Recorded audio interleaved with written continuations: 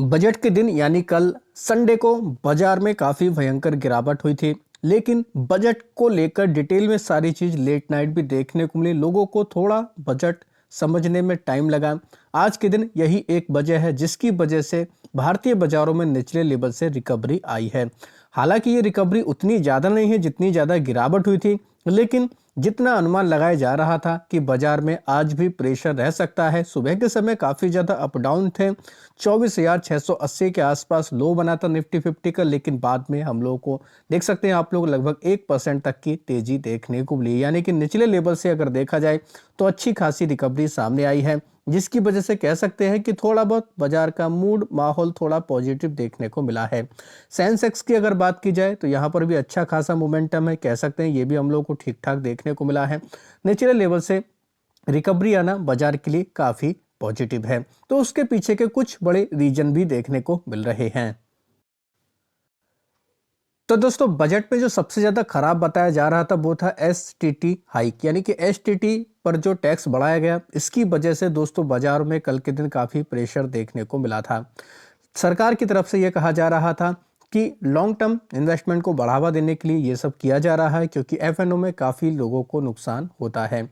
तो ये जो हम लोग को बढ़ते हुए देखने को मिला, तो फंड मैनेजर की तरफ से कहा जा रहा है कि ज़्यादा इसका इम्पैक्ट नहीं होगा। बाजार किस चीज़ को देखता है? बाजार देखता है किसी भी देश में ग्रोथ रेट क्या है, किस तरीके से ग्रोथ कर रहा है। तो ये सारी चीज़ें ज़्यादा देखी जाती है। लेकिन अभी जो मूड एंड माहौल था, एफआईआईज काफ़ी लगातार निकल रहे थे। ये एसटीटी लाना ये कहीं ना कहीं एक चौंकाने वाला डिसीजन था, लेकिन इसका ज़्यादा इम्पैक्ट नहीं पड़ेगा, शॉर्ट टर्म रिएक्शन देखने को मिलेगा। आपको बता दें कि एसटीटी फ्यूचर पर जो बढ़ाया गया था वो हम लोग को दोस्तों 0.5% तक देखने को मिला, जो पहले 0.1% के आसपास था। इससे पहले हम लोग को 0.02% से बढ़कर फ्यूचर पर 0.05% देखने को मिला। यानी कि एफएनओ और फ्यूचर यानी फ्यूचर एंड ऑप्शन दोनों पर एसटीटी को हाई किया गया। इन्हीं के साथ साथ ये जो खबर हमें देखने को मिली, तो दोस्तों क्या हुआ था, मार्केट इंफ्रा वाली कंपनी में काफ़ी गिरावट हुई थी। तो अब हम लोग को दोस्तों जेफरीज की तरफ से रिपोर्ट देखने को मिली। कई सारी बड़ी दिग्गज जो हम लोग को कंपनियां देखने को मिली थी, ब्रोकरेज फर्म देखने को मिलती, उनकी तरफ से रिपोर्ट देखने को मिली। इनका कहा जा रहा है कि ज़्यादा ये जो एसटीटी बढ़ाया गया इसका ज़्यादा इम्पैक्ट नहीं होगा, ये मैनेजेबल रहेगा। तो इस वजह से बीएसई, एंजल वन, ये कैपिटल मार्केट से जुड़ी हुई कंपनियां हैं, सभी में हम लोग को निचले लेवल से रिकवरी देखने को मिली। और अभी एस&पी की भी एक रिपोर्ट आई है, ग्रोथ अनुमान भारतीय जीडीपी का FY27 में 6.7% का अनुमान है। और सरकार की तरफ से कुछ खबरें भी देखने को मिल रही हैं कि रुपीज़ जो कमज़ोर हो रहा है उसको स्ट्रॉन्ग करने के लिए कुछ और बड़े डिसीजन लिए जा सकते हैं। सरकारी कंपनियों में हम लोग को दोस्तों डाइवेस्टमेंट की खबरें भी देखने को मिल रही हैं। यानी कि कई सारी चीज़ें हुई हैं। जो बजट कल हम लोग को एक एक लाइन में सरकार की तरफ से देखने को मिला था, उसको बाजार ने डिटेल में ऑब्जर्व किया है और इस वजह से हम लोग को रिकवरी देखने को मिली है। अब बात करते हैं दोस्तों डिफेंस सेक्टर के बारे में। डिफेंस सेक्टर में काफ़ी ज़्यादा कल के दिन प्रेशर देखने को मिला। हालांकि आज के दिन कहीं हद तक कई सारी कंपनियों में रिकवरी आई है। डिफेंस बजट बढ़ाकर 7.85 लाख करोड़ किया गया, जिसमें हम लोग को कई सारी चीज़ें, जो कैपेक्स है वो 2.31 लाख करोड़ के आसपास है। कैपेक्स मतलब कि जो नए हथियार खरीदने पर जो पैसा खर्च किया जाएगा, तो ये करीब कह सकते हैं 21% के आसपास हम लोग को बढ़कर आते हुए देखने को मिला। अनुमान 30% के आसपास था। और दोस्तों बजट अगर आप लोगों ने पूरा सुना होगा, उस दौरान सरकार की तरफ से, वित्त मंत्री की तरफ से डिफेंस बजट का कोई ऐलान ही नहीं किया गया। ये सारी चीज़ें हम लोग को बाद में देखने को मिली।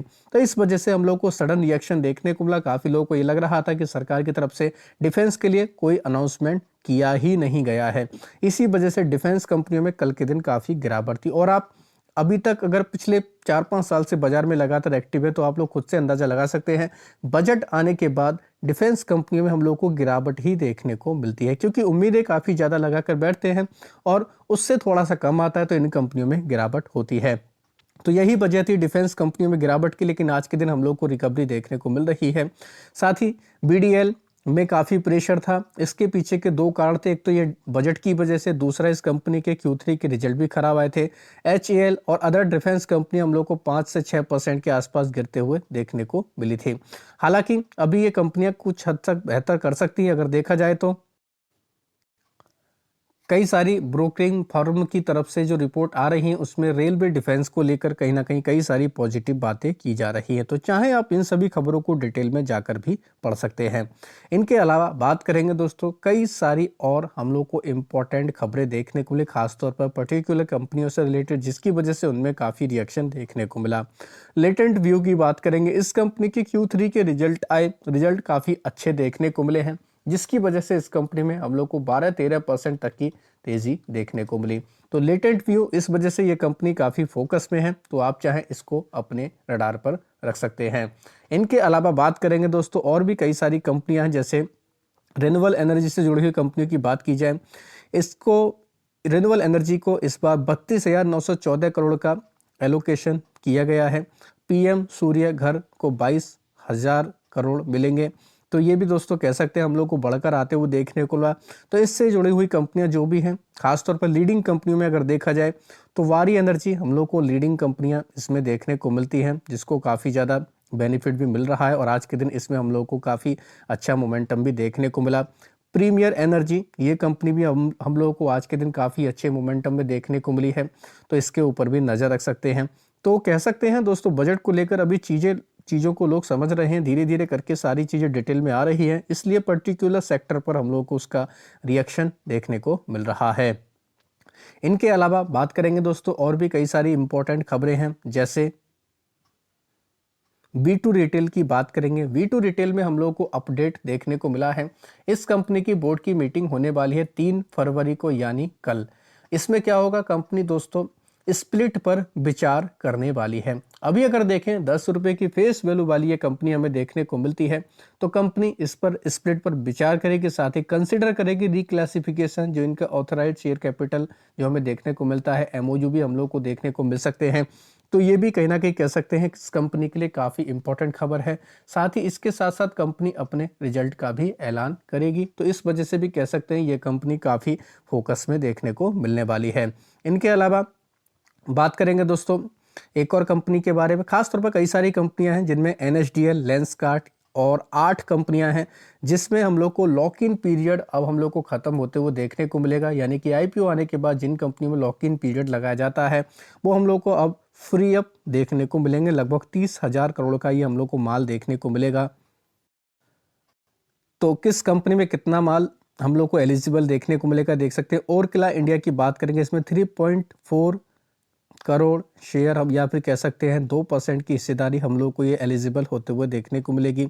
इसके अलावा 1.2 मिलियन हम लोग या 3% कह सकते हैं, ये भी हम लोग को दोस्तों एक कंपनी स्टैंडर्ड एसेसरीज, इसमें हम लोग को एलिजिबल होते हुए देखने को मिलेंगे। लेंसकार्ट की बात करेंगे, यहाँ पर 40 मिलियन इक्विटी हम लोग या 2% की हिस्सेदारी बोल सकते हैं, ये भी हम लोग को फ्री अप फॉर ट्रेड के लिए एलिजिबल होते देखने को मिले, यानी इनका लॉक इन पीरियड खुल जाएगा। आदित्य इन्फोटेक की बात करेंगे, ये कंपनी भी दोस्तों हम लोगों को एलिजिबल होते हुए देखने को मिलेगी। लगभग 74.4 मिलियन शेयर या 63% की हिस्सेदारी कह सकते हैं, ये हम लोग को एलिजिबल होते हुए देखने को मिल जाएगी। NSDL की बात करेंगे, 149 मिलियन इक्विटी की बात कीजिए या फिर 75% की हिस्सेदारी की बात करेंगे, ये भी हम लोग को फ्री होते हुए देखने को मिलेंगे। लॉक इन पीरियड इनका भी खुल जाएगा, ये भी एलिजिबल होते हुए देखने को मिल जाएंगे।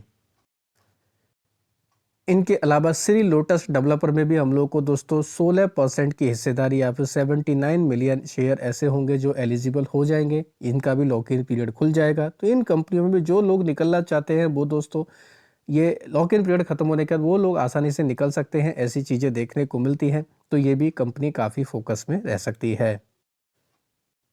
इनके अलावा बात करेंगे दोस्तों अडानी ग्रुप से रिलेटेड एक खबर है, एम्बरार और अडानी ने साइन की है स्ट्रेटेजिक पार्टनरशिप, बिल्ड करेंगे एयरक्राफ्ट असेंबलिंग लाइन इंडिया के अंदर। ये हम लोग को दोस्तों काफ़ी इंपॉर्टेंट खबर देखने को मिली। एम्बरार ब्राज़ील की ये हम लोग को एयरक्राफ्ट मैन्युफैक्चरर कंपनी देखने को मिलती है। अडानी डिफेंस के साथ में ये हम लोग को डील साइन होते हुए देखने को मिली है। तो ये भी आत्मनिर्भर भारत को लेकर कहीं ना कहीं काफ़ी इंपॉर्टेंट खबर है। तो अडानी डिफेंस का तो कोई शेयर नहीं है, लेकिन अडानी एंटरप्राइज इस वजह से हम लोग को ये कंपनी काफ़ी फोकस में देखने को मिली है। अडानी एंटरप्राइज में इस वजह से काफ़ी अच्छा मोमेंटम देखने को मिला है। तो चाहे आप इस खबर के दम पर अडानी एंटरप्राइज को अपने रडार पर रख सकते हैं। इनके अलावा बात करेंगे कई सारी कंपनियों के आए हैं Q3 के रिजल्ट, जिनमें यूपीएल की बात करेंगे पैट 52% तक गिर कर आया है। रेवेन्यू 12.5% गिरा है। 12,270 करोड़ के आसपास रेवेन्यू रहा, जो पहले हम लोग को 10,907 करोड़ के आसपास देखने को मिलता था। तो 12.5% की ग्रोथ। एबिटा 18.5% बढ़ा है, 2,317 करोड़, जो पहले 1,956 करोड़ था। एबिटा मार्जिन 18.9% रहे, जो पहले 17.9% थे। नेट पैट 52% तक घटकर आया, 396 करोड़ रहा, जो पहले 828 करोड़ के आसपास था। हुंडई इंडिया की बात करेंगे, इसके रिजल्ट आए 7.5% रेवेन्यू बढ़कर आया 17,453 करोड़ के आसपास, जो पहले 16,242 करोड़ था। एबिटा 7.5% बढ़ा है। एबिटा मार्जिन फ्लैट है। नेट पैट 6.3% बढ़कर आया 1,195 करोड़, जो पहले 1,124 करोड़ के आसपास था। कैंपस एक्टिवियर की बात करेंगे, इस कंपनी के भी रिजल्ट देखने को मिले। रेवेन्यू हम लोग को 14% बढ़कर आते देखने को मिला, 589 करोड़, जो पहले 515 करोड़ था। एबिटा में 34% की ग्रोथ रही है, 110 करोड़ के आसपास। एबिटा मार्जिन 18.7% रहे, जो पहले 16% थे। नेट पर 37% बढ़कर आए 63 करोड़ के आसपास, जो पहले 46 करोड़ के आसपास था। तो ये कंपनी भी कहीं ना कहीं रिजल्ट के दम पर काफ़ी फोकस में देखने को मिली है।